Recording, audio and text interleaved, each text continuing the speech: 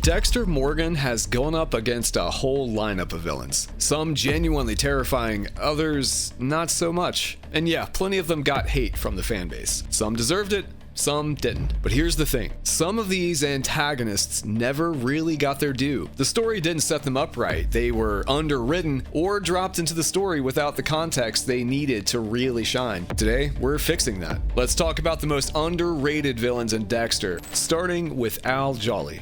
Call him Al Walker, Al Jolly, Rapunzel, or whatever name you like. He's the weird little question mark left hanging at the end of Resurrection Season 1. And here's the thing. It feels hard to say he's truly underrated yet. Still, he might be underestimated as he's a different animal entirely. On paper, Al looks like the easiest villain to shrug off. Family man, friendly demeanor, the kind of murderer that's oddly fastidious. He's squeamish around blood and a strangler. He's charmingly jolly in the Praetor gatherings, shows off family photos, and genuinely seems proud of being quote-unquote normal by day. That dissonance is the misdirect, as people tend to underestimate monsters who smile a lot. He's a lot like Trinity in that regard. But don't confuse likability for weakness. Al was smart enough to walk away from Dexter's reach when others weren't. While several members of Praetor's circle got picked off, Al left the performance of Hamilton, returned home to Wisconsin, ditched Praetor's phone, and explicitly refused to mix his family life with Praetor World. That choice is not an accident. It's survival instinct. It's caution. It's a guy who knows how to calibrate risk. Dexter, for all his hunting skill, didn't get him then, and that slippage matters. But there's another wrinkle. Al isn't a raw, untrained monster. He's methodical. His need is ritualized. He targets ponytails for some reason. Ponytails. Al's fetish. His need. And he even strangles to avoid the blood that would betray him. He gives Praetor ponytails for the trophy collection and collects a Praetor bonus, which financed his family life. That transactional coldness is dangerous because it means he understands leverage. He's not just a killer who can't stop, he's a killer who budgets. Therefore, if you drop Al into a list of underrated villains, you should add a caveat. It might be too early to tell. He was underestimated by both the Praetor group and perhaps by viewers who saw his jolliness and waved him off, but he also earned that underestimation deliberately. The final crucial point, Season 2 of Resurrection will be the tiebreaker. If Al returns, if he shows up smarter, more cunning, or simply alive and playing the long game, then he was underestimated, not underrated. If he fizzles, and if Season 2 turns him into a one-note horror relic, then the underrated label was misplaced, and he'll have been overhyped instead. That uncertainty is exactly why he's such an interesting inclusion. He's the wild card whose true value the sequel will finally reveal. Now let's start analyzing villains who are surely underrated, starting with Isaac Serko. Introduced in Season 7, Isaac Serko, the Wolf from Kiev, is the main antagonist of this season, but above all, a man who did everything out of love. You might think he's just another cliche villain, but in fact, Isaac might be the one and only villain in the show who echoes with the notion of tragedy. First thing, who is Isaac? Leader of a Ukrainian crime network, boss of a chain of clubs and shady operations in Miami, ruthless and sophisticated killer, Isaac is the archetype of the modern mobster. But underneath the suit and the coldness lies one constant that colors every action he takes: Victor Baskov. Victor wasn't just a member, he was his lover, and that changes the entire interpretation of Isaac's behavior. Let's look at the mechanics. Isaac never acts on a whim. When Victor disappears, i.e. murdered and dumped into the ocean by Dexter, Isaac doesn't react like a boss annoyed over the loss of money. He reacts like a grieving, betrayed lover. His quest isn't simply to find a culprit, it's a ritual meant to restore the dignity of the man he loved. That's why he pushes men to off themselves, gives cruel orders, commands executions, and at times jeopardizes his own interests. Because for Isaac, Victor transcends business logic. Love becomes a parallel law, irrational maybe, but still absolute. Several scenes make this crystal clear. When Isaac discovers that Victor was killed and thrown into the sea, he searches, he investigates, he understands, and he eventually gets angry. Not for the network, but for Victor. He forces Alex Dubrosny to write a confession and then to take his own life. A brutal and morally reprehensible act. But within Isaac's logic, it's a way to absorb the poison Victor's death injected into their operations. A way to contain a pain he believes could devour everyone. Cruel, yes, but meant to protect Victor's human legacy, not just profits. Another key moment, his relationship with Dexter. Isaac could be one of those big boss types who orders, hits, and stays behind bulletproof glass. Instead, he hangs out in bars, speaks with almost civil calm, gives Dexter relationship advice about how to talk to Hannah, and ends up saying with shining eyes that he's killing Dexter for Victor. That's not a gangster's whim, that's the logic of a man so in love that he can only live through loyalty and vengeance. You can also sense a kind of personal honor in Isaac. He doesn't break his word. He proves it when he promises to spare Dexter if Dexter eliminates the two hitmen sent after him. Isaac is capable of incredible brutality. For instance, he drives a screwdriver into a man's eye without blinking, but he also has this intimate code. He respects feelings and refuses to let anyone tarnish Victor's memory. This blend of twisted ethics and cold elegance makes him fascinating. He's dangerous, but human in his grief. What makes Isaac even more tragic is how twisted his idea of love is. He says himself that love transcends reason, and that's not an empty line. It's the key to everything. He explains that he and Victor were opposites. Isaac, calm and professional. Victor, impulsive. And that their relationship had to be hidden at the risk of being executed by their own organization. Loving Victor, in this context, was both liberating and suicidal. When Victor dies, Isaac has no compromises left. Either he renounces that love and accepts Victor's death, or he makes it the engine of whatever life he has left. He chooses the second option. His final scenes show him at his most human, more than almost any antagonist. Mortally wounded, he asks to be buried with Victor at sea. He doesn't ask for ultimate revenge, or gold, or empire, just to rest beside the man he loved. His last conversation with Dexter is a confession wrapped in dignity. He recognizes Dexter as someone fearless of death, but terrified of life, and in a strange final compassion, gives him one last gift, the possibility of understanding that life might be worth living. Isaac dies a lover, not a crime boss. That humanity, pathetic and sad, but real, is what makes him unforgettable. And then there's the contrast with Dexter, who is also an outsider. Both are predators, but their motivations differ. Dexter kills according to a cold code. Isaac is driven by a burning, irrational emotion. Isaac sees Dexter as someone utterly unafraid of death, yet so scared of life, and ends up offering him, through his own tragedy, a lesson in living. The murderer becomes, in his final moments, a teacher. So yes, Isaac commits horrific acts. He orders suicides, executes witnesses, kills without visible remorse. But every line he crosses is guided by a sentimental logic. All his violence is a response to the trauma of losing Victor. And that makes him doubly frightening, because his love gives him an inner justification. Because that justification makes him more unpredictable than any power-hungry tyrant.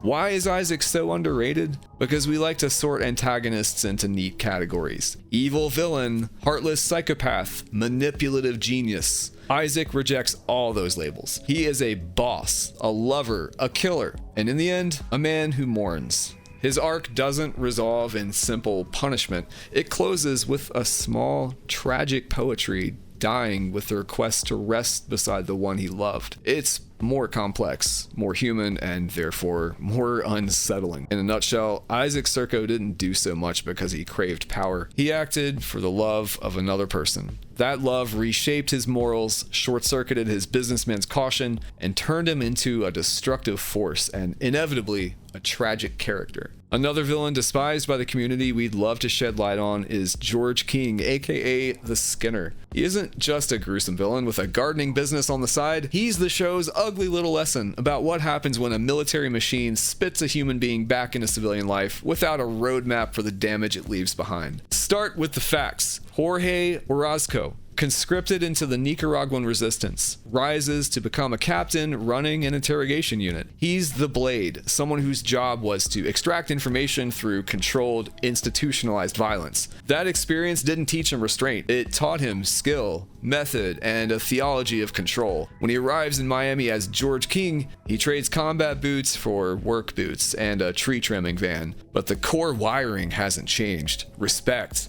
obedience, and dominance are still the currencies he lives by. Here's the point Dexter drops in the warehouse scene and the writers double down on. King's skinning isn't some abstract pathology divorced from context. It's an extension of techniques learned in war, applied without any moral recalibration. Torture becomes habit. Habits calcify into identity. The Skinner isn't a monster who appeared out of nowhere. He's a failed product of a system that taught him to dehumanize for efficiency and then abandon him when the mission ended. The drama is in the details. King insists on respect more than money when Freebo disappears. That's not eccentric egoism, it's the residue of a militarized honor code. In his world, slights demand consequences. Obedience is non-negotiable. And when civilian institutions, police, immigration, or even social services don't notice or can't absorb the specific, corrosive knowledge he carries, that knowledge turns inward and becomes cruelty. The Skinner's tree trimming business is an eloquent metaphor. Neat, normal, suburban on the surface, but beneath it, the tools and techniques of state-sanctioned violence still hang in the shed. Season 3 uses King to make a broader argument. Armies that create torturers but provide no psychological reparations, no meaningful reintegration, and no accountability produce a public safety problem. You don't just get veterans with PTSD. You get veterans for whom violence is still the fastest, most legible response to disrespect, fear, or grief. King's pleasure in skinning, his need to control and to be feared, is the worst case scenario of that trajectory. Contrast him with Dexter. Both are predators, sure, but Dexter's pathology is contained by a code, a quasi-therapeutic structure that channels violence into something he rationalizes. King never had a code that restrained him. His code is a militarized ethic of domination with no rehabilitation clause. That absence is the show's indictment. Without structures to translate combat skills into civilian competence and humanity, you don't convert soldiers into citizens, you manufacture more violence. Eventually, note the narrative silence here. The Skinner case doesn't echo through later seasons the way other cases in Dexter do. That omission feels intentional. The series is saying that institutional failure isn't always loudly prosecuted or publicly resolved. The Skinner burns bright and then is quietly swept away, as if that's how our systems prefer to handle inconvenient consequences. Thus, George King is horror on a visceral level, but he's also a critique, a cautionary outline of what happens when militaries teach men to obliterate compassion and the rest of society refuses to accompany them back to civility. The Skinner isn't a freak of nature. He's a symptom, and the show wants you to see the infection. Kurt Caldwell, the runaway killer, the man behind the diner counter who, in the quiet town of Iron Lake, turned charity into a mausoleum. Kurt's biography gives you the skeleton of that argument. He's the guy who grew up watching his father beat sex workers in the back of a truck. That early domestic brutality is not incidental, it's formative. From childhood, Kurt absorbs a moral grammar. Women on the margins are disposable, violence is an acceptable tool of control, and by adulthood, he's learned to perform a different role. Civic benefactor, truck stop owner, unofficial mayor. He's a smiling man who hands out sandwiches and gives out jobs. The kind of role that would let a predator seem normal for decades. Now, layer on the myth Kurt manufactures about his victims. He quote-unquote saved them, then preserved them. That claim is revelatory. It's not merely a killer's rationalization. It's a specific logic of control. Kurt's story is, I saw them suffer, I fixed it forever. Kurt's creepy collection of women as trophies totally captures the twisted idea of him being a keeper of order. He thinks he can get rid of life's messiness by either freezing it in time or just getting rid of it altogether. His whole method, the ritualistic run command, shooting a girl trying to escape, and the bunker turned into a frozen in time display, is a chilling repeat of the cruel shit he was doing as a kid. Kurt doesn't just repeat his father's violence, he upgrades it. He turns into something calculated and theatrical. That bunker of his isn't just a kill site, it's a twisted little shrine to control. That's how trauma keeps itself alive. It gets refined, organized, and passed down. The writers also take a sharp shot at the town around him. Iron Lake loves Kurt because he looks like a protector. He donates money, shows up for photo ops and events, tosses a coin to a runaway just enough to seem kind. The town equates being visible with being virtuous, and that blind spot lets him hide in plain sight, just like most politicians. That's the real critique. Communities can help create their own darkness by refusing to look deeper. By the time anyone realizes what's really going on, the damage is total. Kurt's relationship to his son Matt and to Harrison is yet another piece of the thesis. He idolizes a son he didn't raise properly and uses violence as a way to correct a perceived failure. He glorifies a son he never actually raised well, then turns to violence as a way to quote-unquote fix what he thinks went wrong. In his mind, brutality is correction. That's the same twisted logic we see when people treat revenge as justice. Kurt tries to groom Harrison, then plans to kill him. In Kurt's worldview, accountability isn't something handled by society. It's private, personal. He decides who's guilty and what the sentence is, and that's exactly what makes him so dangerous. Dexter and Kurt are also clearly meant to mirror each other. Both have secret rooms, hidden rituals, and a normal face they show the world. But there's a key difference. Dexter follows a code. It's twisted, sure, but it's still a set of rules that directs his violence in a specific way. Kurt has no real code at all. He runs on impulse and ritual with zero moral breaks, and that makes him feel even more monstrous. Kurt is written straight out of the Trinity Killer playbook. And that's probably no accident. He's a monster cut from the same cloth. He's the other side of the same coin, the beloved town father on the surface, and a ritual killer lurking just beneath it. Once the bunker is found and Kurt is dead, Iron Lake is left to reconcile the horror. The town will tell itself stories. They'll explain away oversight, name a scapegoat, then move on. That's what small towns do. That's what big towns do. It becomes a scandal to be contained. To conclude, we can ask ourselves one question. What do a Ukrainian mob boss who cries for his lover, a former torturer turned tree trimmer, and a smiling small town diner owner who keeps girls in a frozen trophy room have in common? At first glance, almost nothing. At second glance, almost everything. Over the course of this breakdown, we've looked at villains who don't always make the top 10 lists, but probably should. Isaac Serco, driven by love and grief. George King, the Skinner, built entirely around control and fear. Kurt Caldwell, the charming local legend with a nightmare frozen under his feet. Al Jolly, the smiling wild card who might be far more dangerous than he lets on. None of them are big bads in the same flashy way as someone like Trinity on first watch, but together they show just how wide the spectrum of evil really is in Dexter's world, and how much these quieter monsters shape Dexter's journey. They're the ones who slip under the radar, haunt the rewatches, and remind us that in Dexter, the villains who don't get the spotlight can be just as unforgettable as the ones who do. Who do you think is the most underrated villain in Dexter? Leave your thoughts in the comments below, and if you enjoyed this video, be sure to check out our breakdown of the biggest mysteries in Dexter, and make sure you slash that subscribe button before it slashes you. Thanks for watching.